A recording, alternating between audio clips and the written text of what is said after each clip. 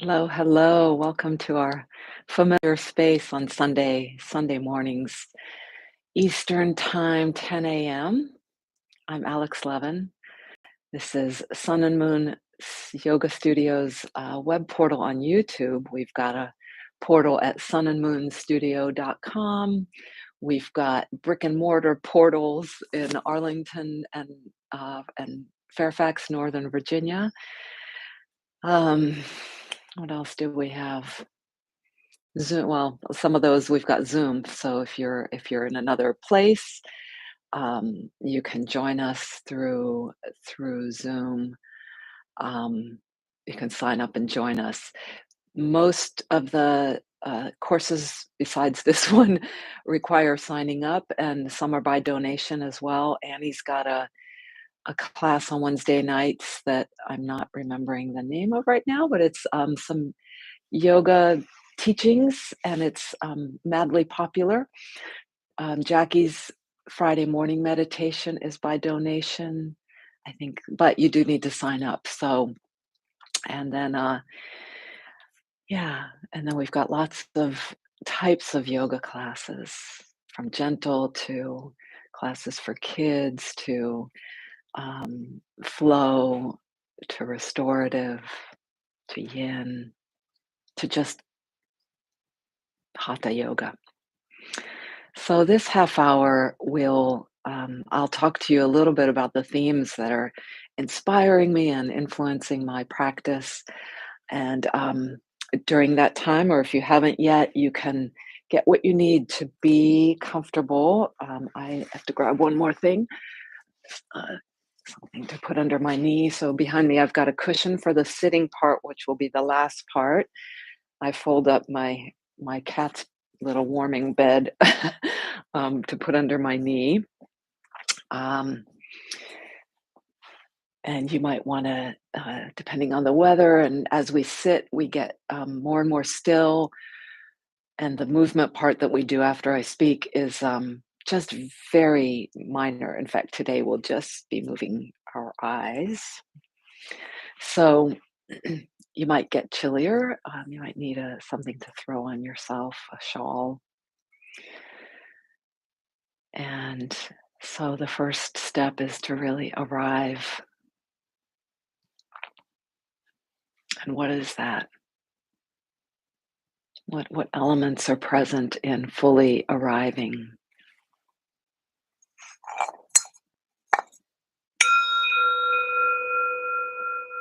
Sometimes a bell to signify this is the beginning.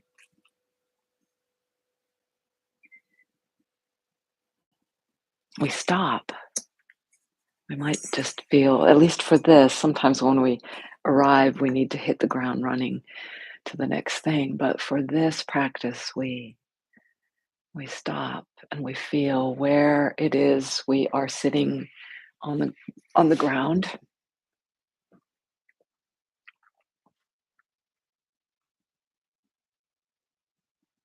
And how that registers for us through how this spot right here, this real estate, this only really the only place you can be right now. We're working on being another place virtually or teleporting, but for now, you might be able to holographically or by video be in another place, but the solid body can just be only right here at this space.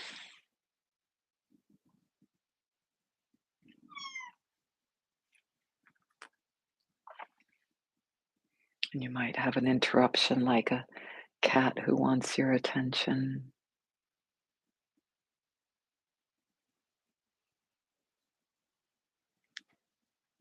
You might feel pulled to somewhere else, but partly because of our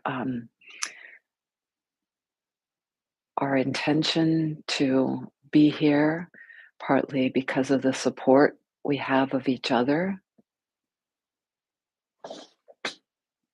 the commitment. and stay and feel through the body and through the amazing tools of the body, the amazing sensors of our nervous system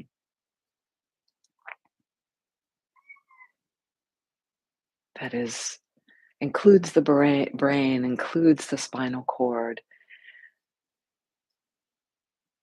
includes all the nerve cells that go everywhere in the body, almost everywhere in the body, and are are especially rich in certain areas, the hands, the mouth, tongue, nose, ears, eyes, face, the feet, tailbone, probably. For me, that one's very sensitive. But as we let those sensors report to us of the feel, the heaviness of maybe you're sitting, maybe you're laying down, maybe you're sitting with your back against the back of a chair,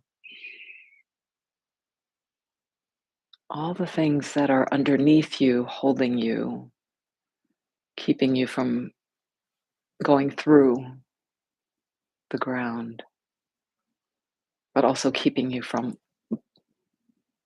floating up.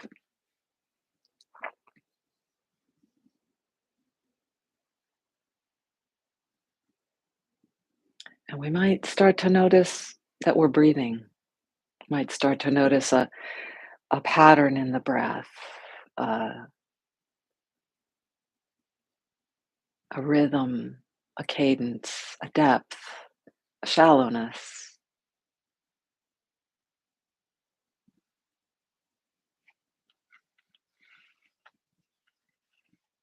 And we might start to notice everything around ourselves as I read to you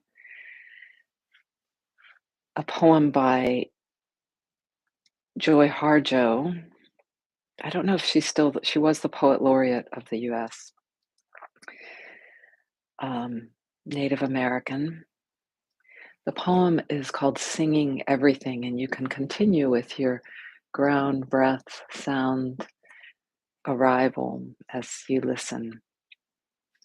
Once there were songs for everything, songs for planting, for growing, for harvesting, for eating, for getting drunk, for falling asleep, for sunrise, birth, mid-break, mind break, and war.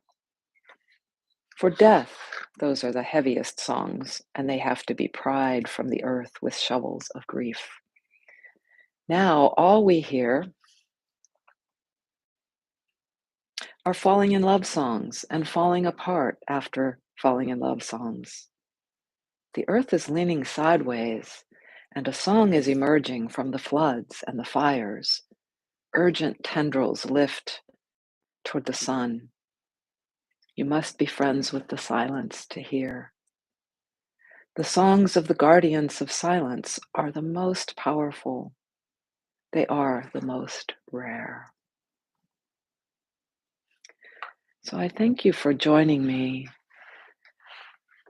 for this rare, kind of rare time that we take together. It's becoming more, I think more folks are jumping on this idea of stopping, contemplation, prayer, meditation, stopping to listen. You must be friends with the silence to hear. And so my working title here today is all inclusive. And I've been thinking about that. I think about it a lot and the ways being more inclusive is a term now popular socially for some of us. And but it's also for me on my practice and my emotional growth is a term for not denying any part of myself. And on this path, part of it is to uh, unearth how it is, have to be pried from the earth with shovels of grief, to allow, not necessarily to pry up, but to welcome however we can, in a safe feeling, in a ready feeling, welcome the wounds that we have pushed down, have stored, the scar tissue that's within us, and to give it an audience, give it an audience, give it our kindness, our compassion. So, this week, I learned via my friend Jackie Schaefer and through a familiar podcast, and I went back to listen to it. Mel Robbins is her name.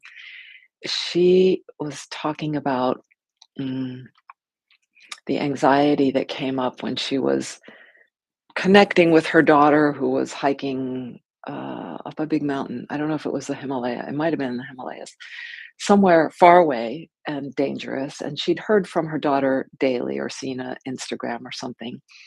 And then she didn't hear anything from her. And so she shares with us how we all know this moment of like panic when something, um, we feel there's something in a danger or some possible loss, some possible um, tragedy. Um, and she talks us through how, what if, just what if, and I'm going to read you another poem. What if, what if it all works out? What if instead of catastrophizing, which is what we fall into, admit it, don't we all do that in some way? Maybe in some of us in only certain areas, some of us in more areas. Um, that and we focus in on that, and our whole nervous system gets hijacked. And there's a good part of that. We need that energy, that adrenaline to perhaps be ready for something. But we don't know that that's true. Just like in the poem The Verge, also received via Jackie by Annie Lighthart. You've heard this from me before too. Reason is a fine thing, but remember there are other ways to live, by instinct or passion, or even maybe revelation. Try it. Come around again to the verge, that place of about to open, near where we comprehend and laugh and see. Why shouldn't something marvelous happen to you? Take even an occasion like this. A man reading at night looked up at the window to find a moose looking in, interested and unafraid, with quiet dark eyes. He reports he has never been the same. He finds the ungainly and miraculous everywhere. He said it started the next night in the empty window as he watched his reflection looking right back through.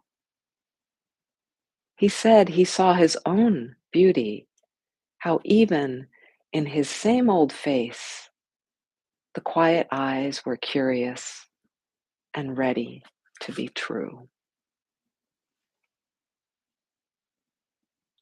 So much in these poems. So, this openness, this is what we're doing here together. We're opening, we're making some space and silence to listen, to feel. And maybe we can consider that what if it all works out? Now, that is not the reason I decided to call this all inclusive today, is that is not to deny the fear, the grip, but to just open to the more that is the of what is there, as Eric Schiffman says. Can't go by a yoga practice, a practice without thinking of Eric Schiffman. Um, so we have that, but there is so much more. There is that mystery, that unknown, that creativity that the man discovered after that beautiful rendezvous with the moose one evening. And most of us take more often to remember that than just one day. But sometimes it can be that poignant and powerful. All right, so enough of me chattering on about my theme, and let's go now to our movement. I'm going to set up to be where you might segue right to your meditation. And again, you might be in a lying down position if that's most comfortable. One settling here, cat, dog, other cats,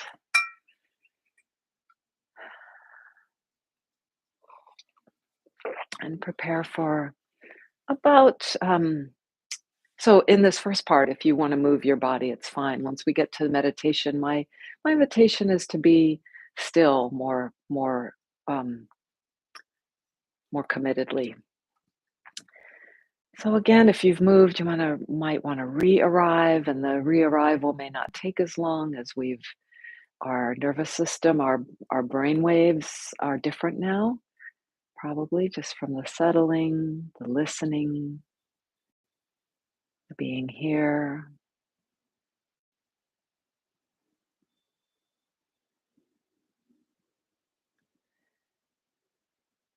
Noticing sound, breath, those two, especially noting the continuity of the outer and inner, that the boundary of our skin is a important boundary, but uh, it's not all. And we have much more in common with the outer than we sometimes think. So maybe scanning the body. If you're sitting, maybe the top, yeah, let's go top down from the top of the head, through the head, the sense gates, ears, eyes, nose, mouth, the throat, the shoulders, arms, hands, chest, rib cage,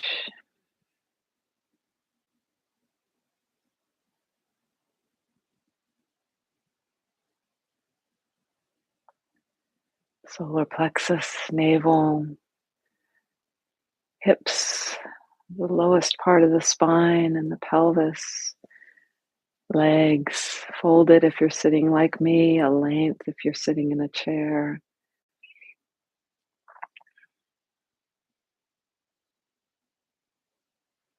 Feet.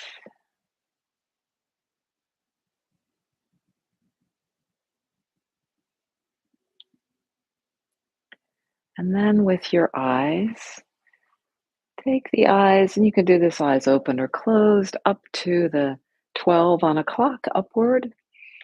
And take some slow circles. We'll just do a few slow circles in one direction, slow as to feel the smoothness or lack of smoothness there. And you can notice your own reactions to our self image about such a simple little practice. And you come back to the 12, continue. And you can even note using the image of the clock when you're at the 5, the 10, the quarter after, and so on. Or more random, it doesn't have to be the 5, the 18, the 22.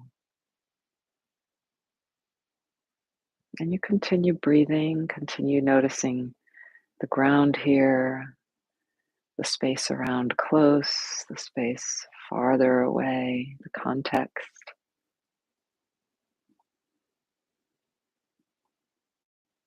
And perhaps one more. Those were two for me. One more circle. Slow. If you find yourself really jaggedy somewhere, slow that part down.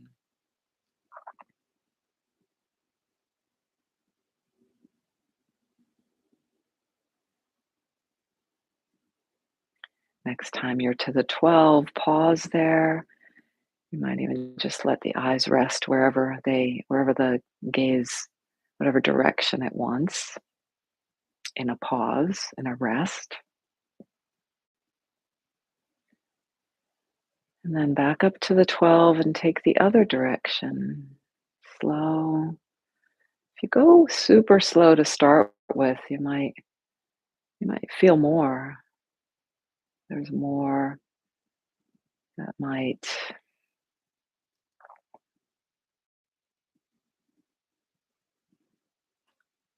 be noticed. This is the value of the slowing down, stop it, or coming to a stop, getting quiet.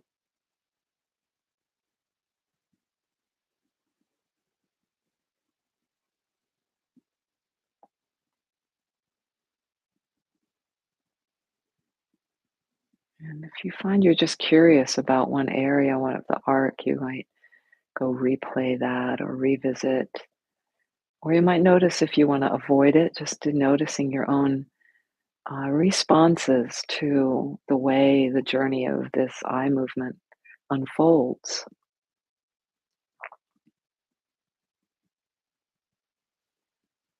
The way the jaw might tighten up in concentration or the brow furrow.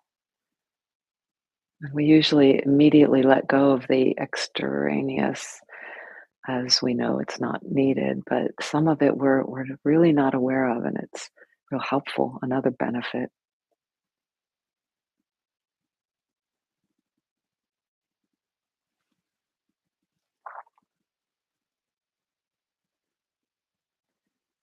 And then as you finish that up to the 12 again, stop, relax the eyes,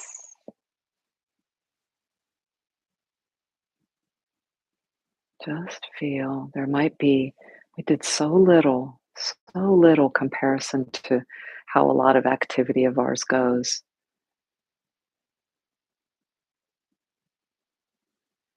But the shift of the way you feel yourself mentally, psychologically, emotionally, energetically, physically, breathily may feel so different.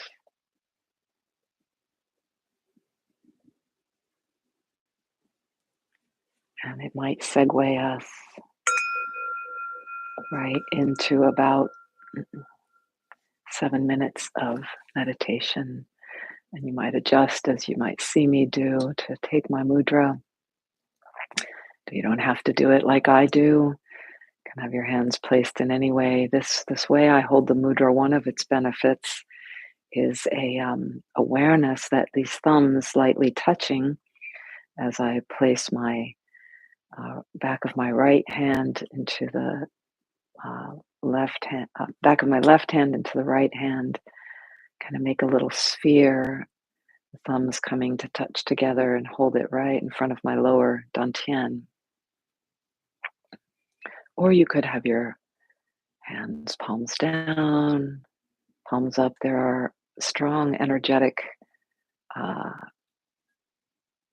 effects of all of these. But the thumbs touching like this, I can notice when I'm kind of losing commitment, losing focus when the thumbs either drop away or push too hard. So there's just that Goldilocks light touch. And you could do that by having the God, I've forgotten these Sanskrit names, Jnana Mudra. Just thumb and index finger touching, either palm up or palm down.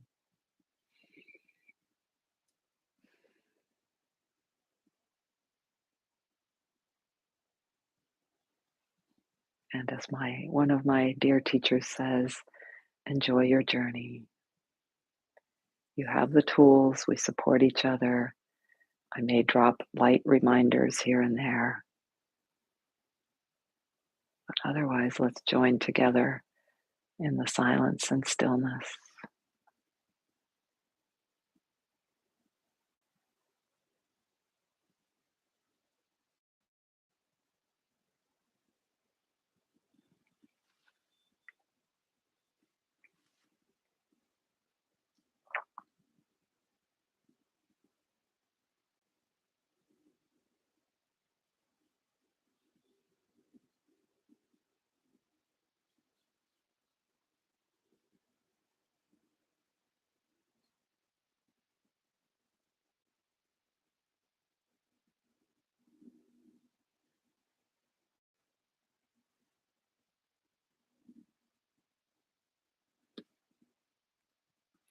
You can continue to notice the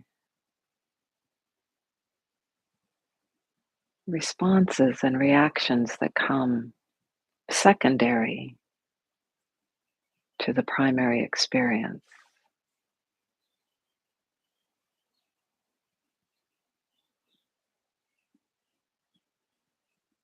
And really, we're before that. We're before our being. What we're tapping into here really is our being before even the primary experience.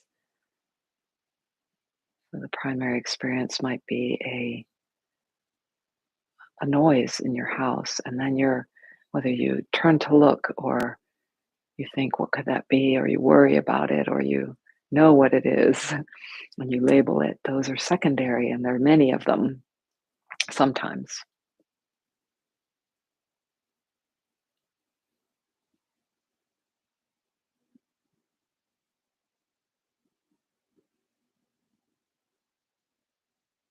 Keep leaning back into the pre primary,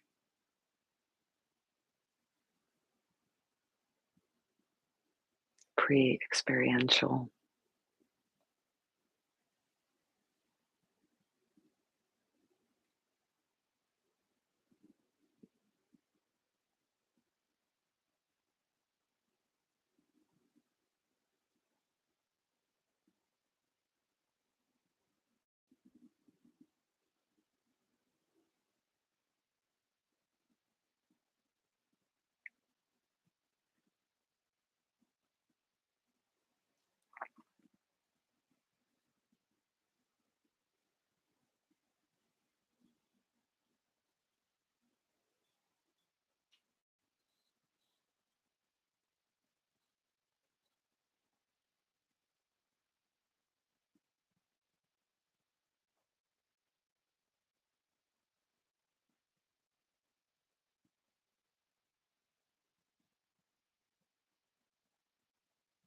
And relax a little more, even as you stay alert.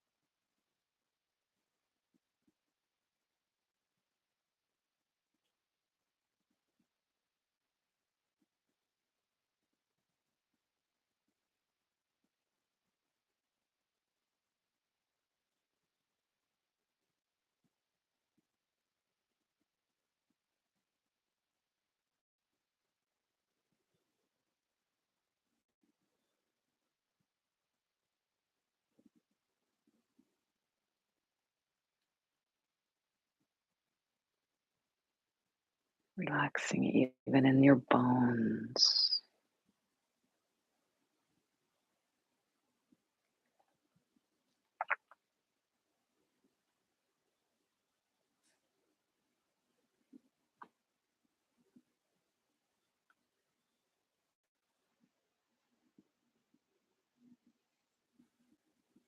And a couple more breaths.